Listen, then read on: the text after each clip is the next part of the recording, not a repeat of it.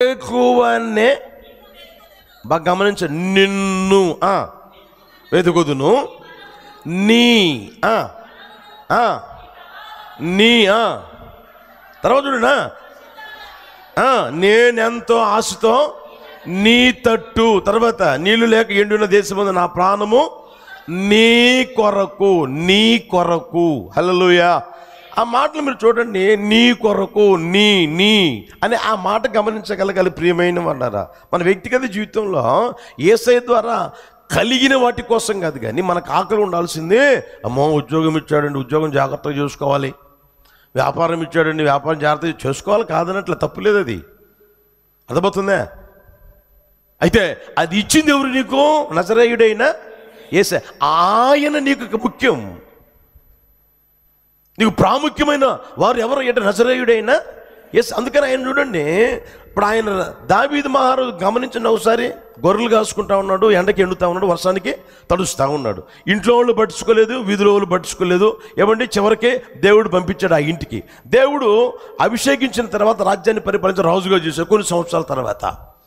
అర్థమవుతుందా? ఇప్పుడు ఆయనకి రాజ్యము ఉంది, సింహాసనం ఉంది, వెండి ఉంది, బంగారం ఉన్నాయి, మణిమాణిక్యాలు ఉన్నాయి. అర్థమవుతుందా? ఆయన గారు దేవునికి ఇచ్చిన కానుకను మనం గమనిస్తే ప్రియమైన వారా, ఇక్కడి నుంచి 2 కిలోమీటర్లు నిలబడతాయి లారీలు. లెక్కేస్తే ఇక్కడి నుంచి 2 కిలోమీటర్లు నిలబడతాయి లారీలు. అంత కానుకిచ్చాడు దేవునికి, వెండి కానీ బంగారం కానీ ఇత్తడి కానీ ఏవైనా సరే లెక్క పెడితే. అర్థమవుతుందా? అయితే చూడండి, ఆయన అయ్యా బంగారం మీద నాకు మనసు పోతుంది, వెండి మీద నాకు మనసు పోతుంది, వెండి కోసం నేను ఆకలి దప్పులు కలిగి ఉన్నాను, రాజ్యం కోసం ఆకలి దప్పులు కలిగి ఉన్నాను, సింహాసనం కాపాడుకునే దానికి ఉన్నాను అన్నాడా? ఏమంటున్నాడు ఆయన? నా దేవుడవు నీవే, నీ కొరకు నీ కొరకు నీ కొరకు నీ కొరకు. యేసయ్యకి మహిమ కలుగును గాక.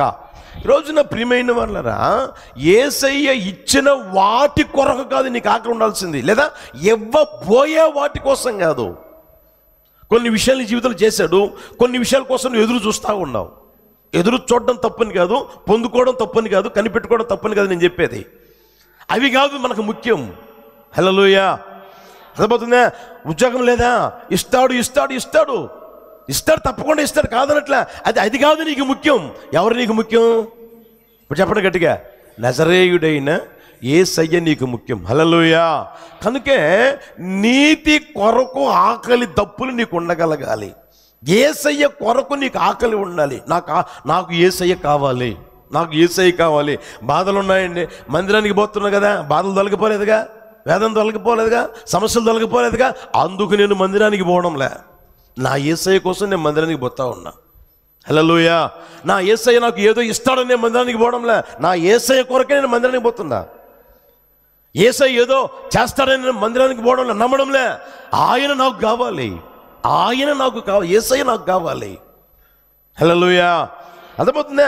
సమస్యల్లో, బాధల్లో, ఇరుకుల్లో, ఇబ్బందులు ఈరోజు చాలామంది ప్రియమైన వాళ్ళరా, దేవుడు చేయలేదుగా, దేవుడు చేయలేదుగా, దేవుడు చేయలేదుగా. నీ బుద్ధి తెలిసి ఆయన ఎందుకు చేస్తాడు? నువ్వు ఎందుకు వస్తున్నావు ఆయన తెలుసు కదా. అర్థమవుతుందా? ఆయన కోసం వస్తున్నావా, ఆయన ద్వారా కలిగే వాటి కోసం వస్తున్నావా, ఆయనకు తెలుసు కదా. ఆయనకి తెలిసి ఆయన ఎందుకు చేస్తాడు? నీకు అవసరమైంది ఎవరు? యేసయ్య. హల్లెలూయా.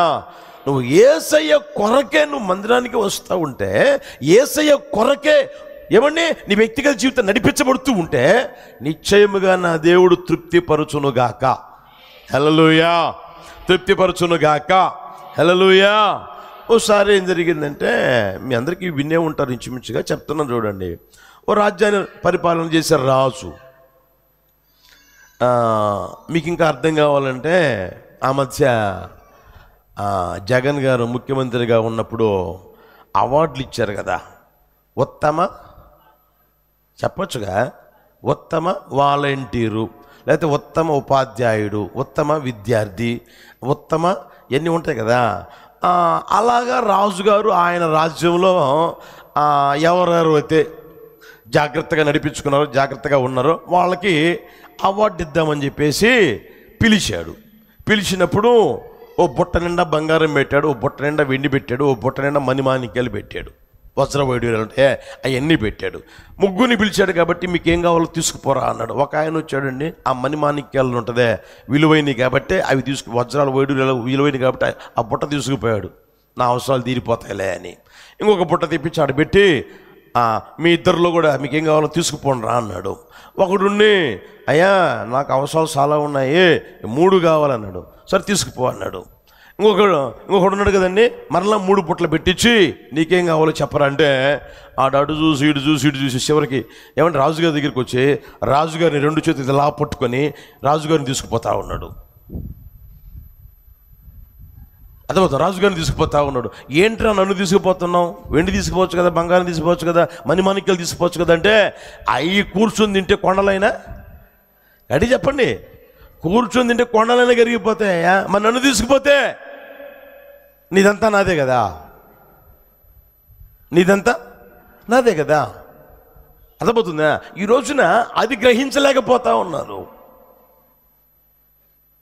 ఆయన ద్వారా కలిగే వెండి కోసం ఏమండి అరువులు చేస్తూ ఉన్నారు, ఆశపడతా ఉన్నారు. బంగారం కోసం అప్పుడప్పుడు నేను చెప్తుంటాను కదా, కుక్కకి బిస్కెట్ వేసినట్టుగా ఏమంటే బిస్కెట్ వేస్తాడు. దేవుడు ఏం చేస్తాడంటే ఉంది బైబిల్లో ఉన్నమాట చెప్తున్నా, కుక్క పిల్లలకి ఏం చేస్తాడంటే ఆయన రొట్టె ముక్కలు ఉంటాయి కదా, ఆ రొట్టె ముక్కలు వేస్తూ ఉంటే ఆ ముక్కల కోసం ఆశపడి ఆ ముక్కల మీదే ఏమండి ఆ ముక్కలలోనే జీవితం అంతం చేసుకుంటా ఉన్నారు. అది కాదు అవసరమైంది మనకి, రొట్టె ముక్కలు కాదు, లేకపోతే కుక్కకేసి బిస్కెట్ ముక్కలు కాదు అవసరమైంది. మనకి ఎవరు అవసరం? ఇప్పుడు చెప్పండి, నజరేయుడైన యేసయ్య అవసరం. హల్లెలూయా, హల్లెలూయా. ఆయన ఎవరయ్యండి? సర్వ సంపదల గని, శూన్యంలో సృష్టిని వేలాడదీసినవాడు, లేనిదాన్ని ఉన్నట్లుగానే పిలిచేవాడు. ప్రియమైన వాళ్ళరా, శూన్యం నుంచి నీకు ఏదైనా ఇలా తీసి నీ చేతుల్లో పెట్టగలిగిన సర్వశక్తి కలిగిన దేవుడు, మహోన్నతుడైన దేవుడు. ప్రియమైన వాళ్ళరా, కనుక మన వ్యక్తిగత జీవితంలో యేసయ్య కొరకు ఆకలి ఉండగలగాలి. దేనికైనా సరే యేసయ్య నీకు చాలు. హల్లెలూయా. బాధలున్నాయా? యేసయ్య నీకు చాలు. వేదనలతో ఉన్నావా? యేసయ్య నీకు చాలు. దిగులు ఏమండి నేను పట్టి పీడిస్తావు, నేను వదిలిపెట్టి పోవడం లేదా? ఆ పరిస్థితుల్లో అయినా సరే నీకు యేసయ్య చాలు. ఏ సమస్యకైనా, ఏ ఇరుక్కైనా, ఏ ఇబ్బందికైనా ఏమండి కళ్ళమిడి ఏమండి నీ వ్యక్తిగత జీవితంలో కన్నీరు కార్చుకుంటూ కాపురం చేసుకుంటున్న ఆ పరిస్థితులైనా సరే నీకు యేసయ్య చాలు. హల్లెలూయా, హల్లెలూయా. కనుక నీ వ్యక్తిగత జీవితం ఎలా మారిపోవాలి అంటే యేసయ్య కొరకు ఆకలి కలిగి జీవించుదువుగాక. హల్లెలూయా. ఆకలి అనేది ఉంటే ఇప్పుడు అన్నం తింటాడా? తిండా? నోరు తెరవండి. ఎంత ఆకలిగా ఉంటే అంత తింటాడు, అంత ఆత్రంగా తింటాడు. నిదానంగా తినడం, నిదానంగా తినేది అంటే కడుపు ఫుల్లుగా నిండి ఏమండి సగానికి అయిపోయి ముక్కలు భాగానికి కూడా వచ్చి అని వస్తుంటాయే, వాళ్ళు నిదానంగా తింటారు. మీకు చెప్పాలంటే మీకు తెలుసులే బాగా, వాళ్ళకంటే తెలియదులే. కానీ పళ్ళెం కింద కూర్చొని పెట్టుకున్నారనుకో, అర్ధగంట అయింది తెలియదు, గంట అయింది తెలియదు. హల్లెలూయా, హల్లెలూయా. అవునా కదా? మీకే తెలియాలి బాగా.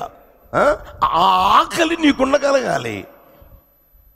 నువ్వు ఎంతగైతే ఏమంటే ఆకలి కలిగి జీవించే స్థితిలో నీకు రాగలుగుతావో అంతగా నా యేసయ్యను గూర్చిన ఆకలిను కలిగి జీవించదువుగాక. హల్లెలూయా. మీరు చూడండి 42:1 చూడండి, అక్కడే కీర్తనల పుస్తకం 42:1.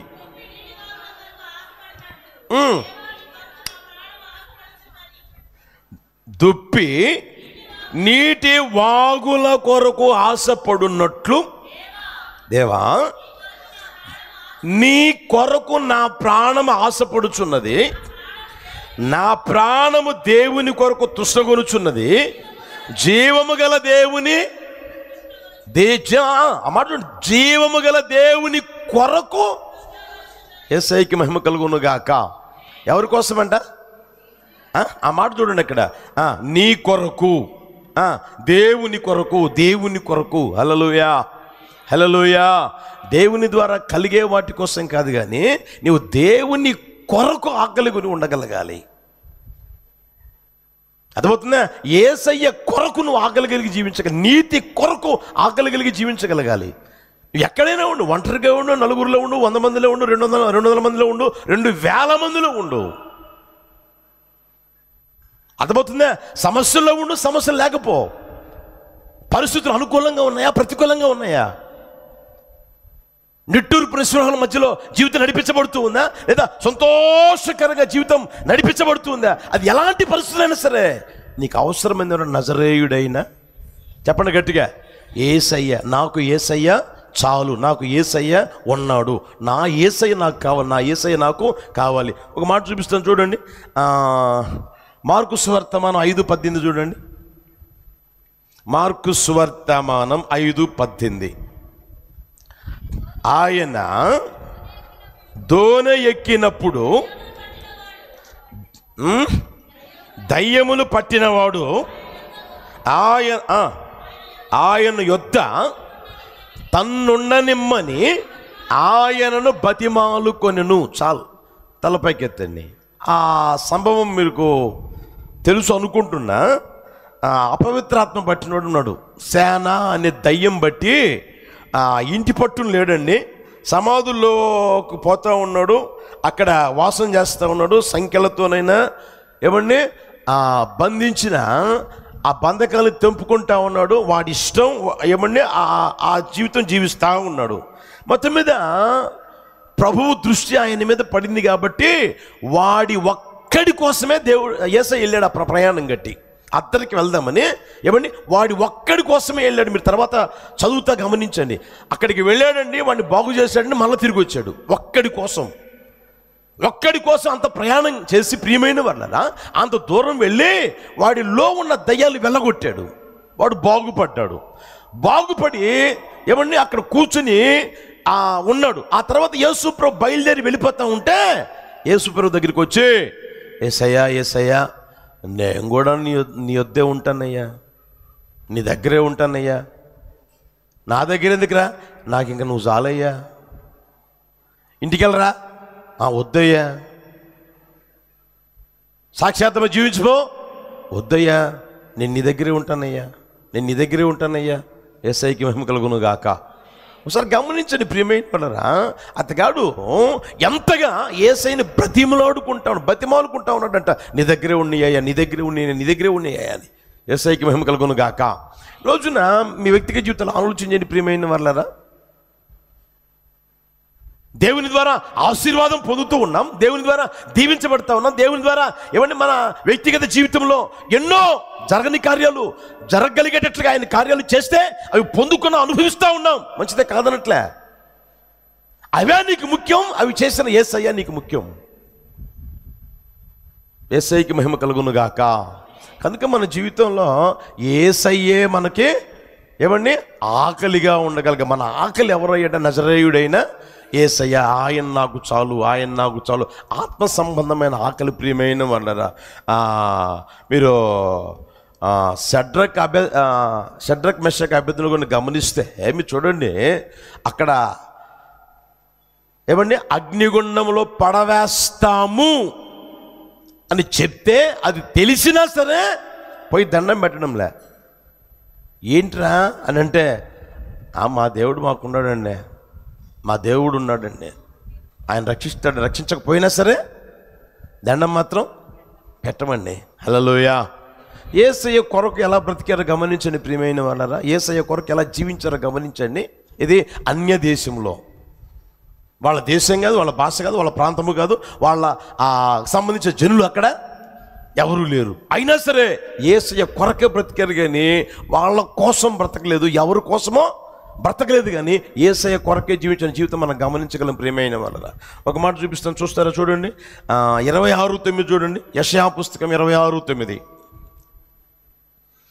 యెషయా పుస్తకం 26:9 త్వరగా. రాత్రి వేళ నా ప్రాణము నిన్ను ఆశించుచున్నది. రాత్రి వేళ నా ప్రాణము నిన్ను ఆశిస్తూ ఉంది. యేసయ్యకి మహిమ కలుగును గాక. ఆ స్థితిలోనికి మనందరినీ ప్రభు తీసుకుని వచ్చును గాక. మన ఆకలి ఎవరిగా ఉండాలి అంటే నజరేయుడైన యేసయ్యే మన ఆకలిగా ఉండగలగాలి. అట్టి కార్యం ప్రభు ఒక్కొక్కరి జీవితంలో చేయును గాక. రెండో మాట చూడండి, 119, 131. 119వ కీర్తన 131వ చరణం. నీ ఆజ్ఞల యందైన అధిక వాంఛ చేత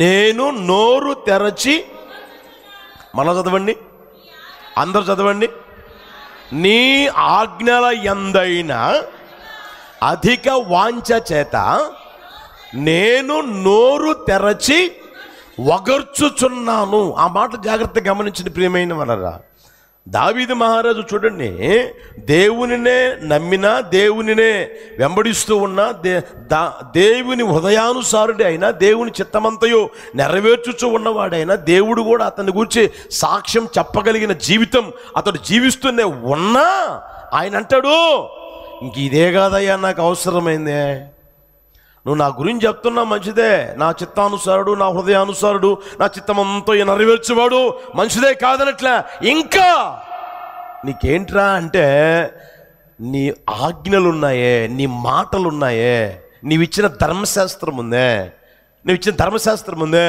ఏమండి అది ఆ ఆశ చేత, దాని మీద అధిక వాంఛ చేత నా నోరు వగర్చుచూ ఉంది, నా నోరు వగర్చుచూ ఉంది. హల్లెలూయా. అర్థమవుతుంది ప్రియమైన వాళ్ళరా, ఆజ్ఞలు ఎక్కడ ఉంటాయి? దేవుని వాక్యము, దేవుని ధర్మశాస్త్రంలో. ఇప్పుడు ఆయన అంటాడు, దేవుని వాక్యము మీద ఆయనకి ఎంత ఆశ ఉందో గమనించండి, ఎంత ఆకలి కలిగి జీవిస్తున్నాడో గమనించండి. వగరుస్తూ ఉన్నాడంట.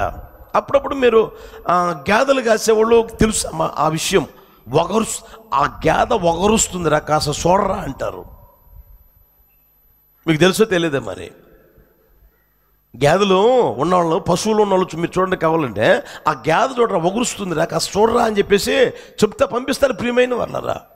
ఇప్పుడు ఈయన చూడండి, ఆయన జీవితం గమనిస్తే ఏమండి, ఆజ్ఞల యందైన అధిక వాంఛ చేత, చెప్పండి, నా నోరు తెరిచి ఒగురుస్తా ఉన్నట్టు ప్రియమైన వాళ్ళరా. అంతే, అంత దేవుని వాక్యం మీద ఆకలి కొనిగి ఉన్నాడు ప్రియమైన వాళ్ళరా. దేవుని వాక్యం అంటే అంత ఆకలి. దేవుని వాక్యం వినేదానికైనా, దేవుని వాక్యం చదివేదానికైనా నీ వ్యక్తిగత జీవితంలో ఆకలి కలిగి జీవించదువుగాక. హల్లెలూయా. ఆకలి ఉంటేనే ఏం చేస్తాడు చెప్పండి? ఆకలి ఉంటేనే తింటాడు. ఆకలి అనేది లేకపోతే తిన్ను. ఆ వ్యక్తికి రోగమో లేకపోతే పోయిన పరిస్థితులు ఉంటాయి, అంతే. ఆత్మ సంబంధంగా నీకు ఆకలి లేదు అని అంటే నువ్వు ఆత్మ సంబంధంగా సచ్చిన వ్యక్తిగా ఉన్నావు, లేకపోతే అసలు పరిస్థితుల్లో తారుమారుగా ఉన్నాయి. నీకు ఏ రోగం వచ్చిందో మనకు తెలియదు, ఇక ఏ మాయ రోగం పడుతుంది కదా. బైబిల్లో ఆడు చిక్కిపోతా ఉన్నాడంట. ఎవరు పేరు కూడా చెప్పాలా? వాడు వచ్చాడు, ఒకడు వచ్చాడు, నీవు చిక్కిపోవుటకు కారణమేమి ఏంటంట? నీవు చిక్కిపోవుటకు కారణమేమి? వాటికి బట్టిన రోగం అది, వాటికి బట్టిన మాయ రోగం అది. మనం ఏం చేస్తాం ఇక? అర్థమవుతుందా?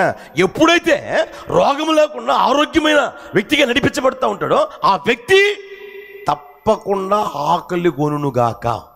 హల్లెలూయా. అది ఏ ఆకలి అంటే దేవుని వాక్యము మీద ఆకలి ఉంటుంది. దేవుని వాక్యం అనే ఆకలి ఉంటుంది ప్రియమైన వాళ్ళరా.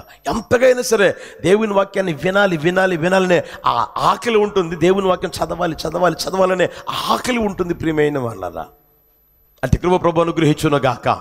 హల్లెలూయా హల్లెలూయా. దాన్ని మీ జీవితంలో గుర్తిరగలగాలి, కొంచెం ఆలోచన చేసుకోగలగాలి. మందిరానికి రావడం పోవడం రావడం పోవడం రావడం పోవడం అది కాదు అవసరమైంది. వాక్యం అంటే నీకు ఎంత ఆకలిగా ఉంది ఆలోచన చేయండి. దేవుని వాక్యం ఆ రోజుల్లో అంటే ఒకరి చేతుల్లోనే ఉండేది, పోపు గారి చేతుల్లో. అంతకుముందు రోజుల్లో లేవీల చేతుల్లో ఉండే, యాజకుల చేతుల్లో ఉండేది, ఎవరి చేతుల్లో ఉండేది కాదు. దేవుని మహాకృప, ఏమండి, పరిశుద్ధుల ప్రార్థన, పరిశుద్ధుల త్యాగం, పరిశుద్ధుల పట్టుదల, పరిశుద్ధుల తెగింపు. ఈ రోజున మనందరి చేతుల్లో బైబిల్ ఉండగలిగేటట్లుగా ప్రభు కార్యం చేశాడు. యేసయ్యకి మహిమ కలుగును గాక. హల్లెలూయా. దైవజనులైన ఆ ఆర్ఆర్కే మూర్తి అనే మాట ఏం తెలిసిన? దేవుని ప్రేమ లేక మనకు అనుగ్రహించాడు, మనకు రాసి పెట్టాడు అన్నాడు. ఇదేంటంట? గట్టిగా చెప్పండి.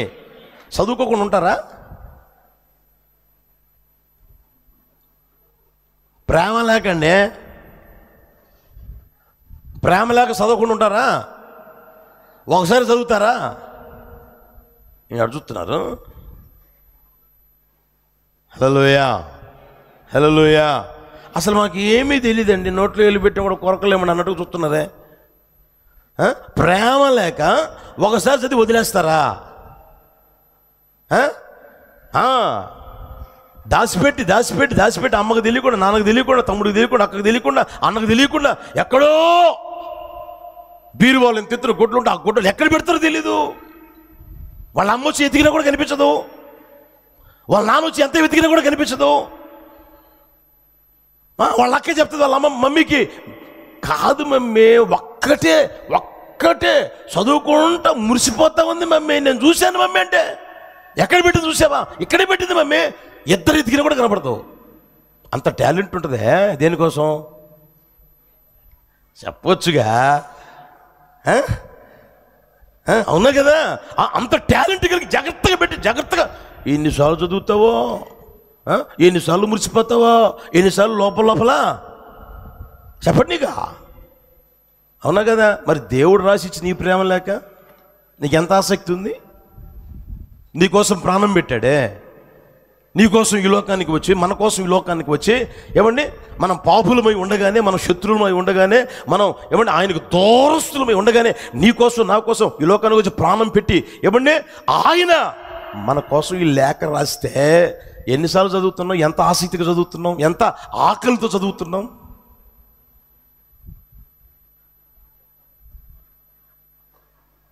అర్థమవుతుందా? ఆలోచించే సహోదరుడా, సహోదరి, నిశ్చయముగా నా దేవుడు ఆకలి కలుగు చేయును గాక. హల్లెలూయా. వాక్యం వినేదానికి నీకు ఒక ఆకలి ఉండగలగాలి.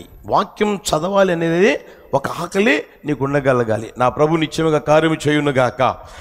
మీరు చూడండి, మొదటి అధ్యాయం తీయండి, కీర్తన మొదటి అధ్యాయం. దుష్టుల ఆలోచన చొప్పున నడవక, పాపుల మార్గమున నిలవక, అపహాసకులు కూర్చోడు చోటున కూర్చుండక, యెహోవా ధర్మశాస్త్రమందు దివారాత్రం ఆనందించుచు, దివారాత్రము దానిని ధ్యానించువాడు. ఎప్పుడంట? ఎప్పుడు? నచ్చినప్పుడా? సమస్య వచ్చింది, సమస్య వచ్చినప్పుడు ప్రభువా నాతో మాట్లాడు, నాతో మాట్లాడు, నాతో మాట్లాడు అని వాడు ఒక పుల్ల పెట్టి తీసాడంట. వాడు ఒక పుల్ల పెట్టి తీసాడంట. అర్థమవుతుందా?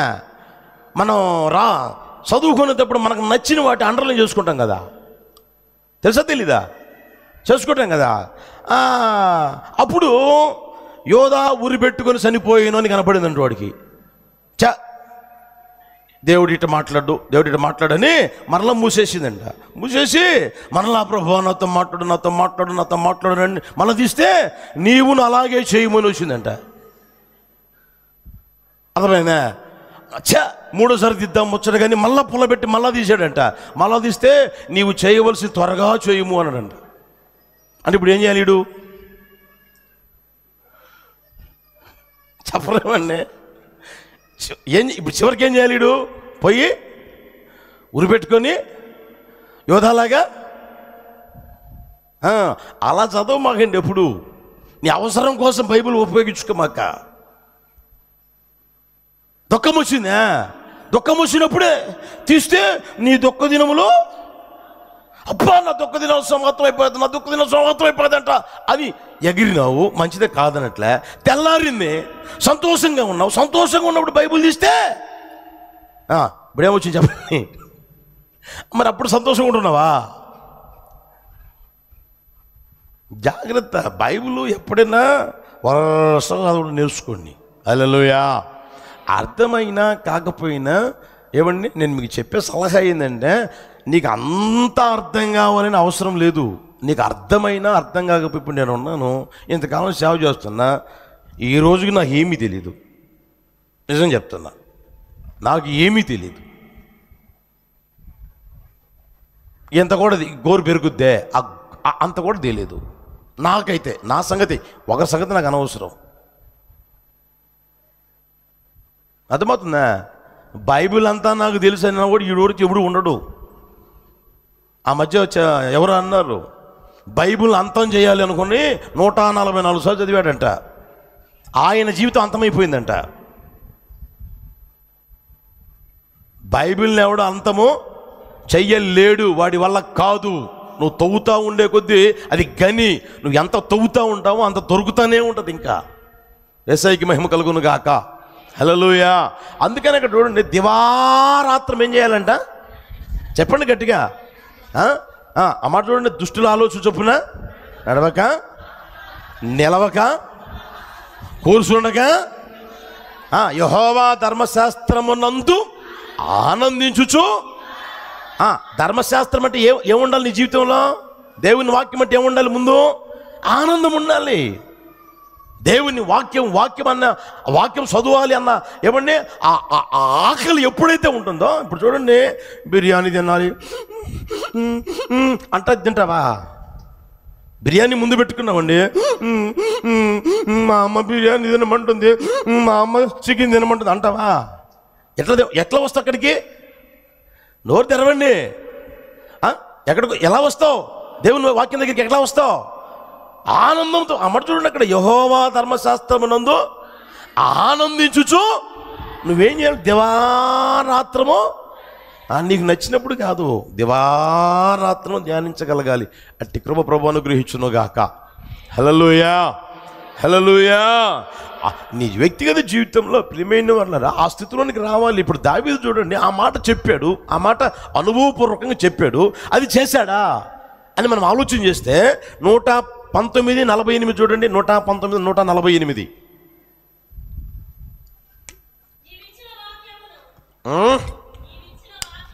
నీవిచ్చిన వాక్యమును ధ్యానించుటకై నా కన్నులు రాత్రి జాములు కాక మునిపే ఏం చేస్తాడంట ఆయన? రాత్రి జాములు కాకముందే కళ్ళు తెరుచుకుని బైబిల్ తీసుకుని ముందు పెట్టుకొని చదువుతా ఉన్నాడంట. నీవిచ్చిన వాక్యమును నేను ధ్యానించుటకై.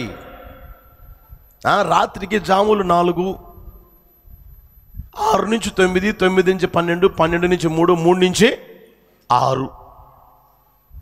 అర్థమవుతుందా?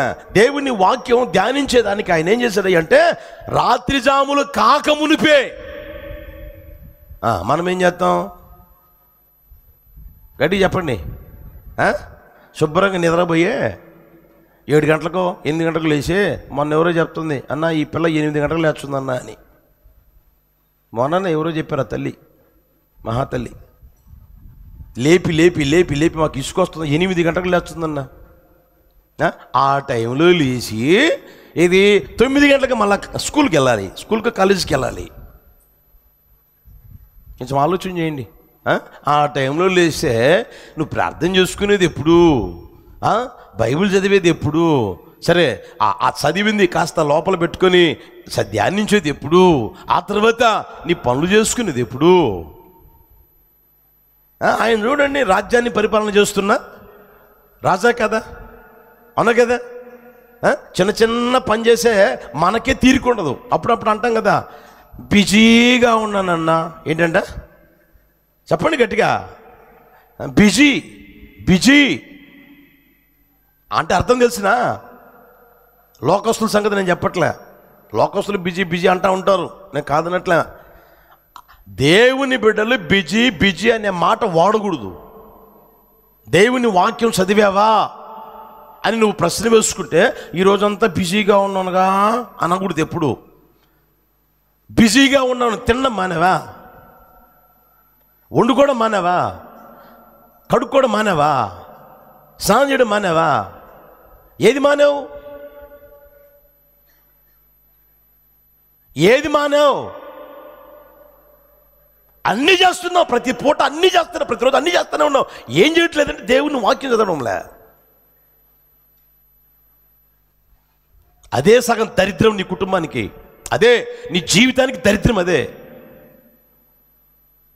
అది గుర్తుపెట్టుకొని ఏమండి నీ వ్యక్తిగత జీవితంలో దేవుని వాక్యం చదవడం ప్రారంభించు, దేవుని వాక్యం ధ్యానించడం ప్రారంభించు. దేవుని వాక్యం ఎంతగైతే వినాలనిపిస్తుందో అంతగా విను.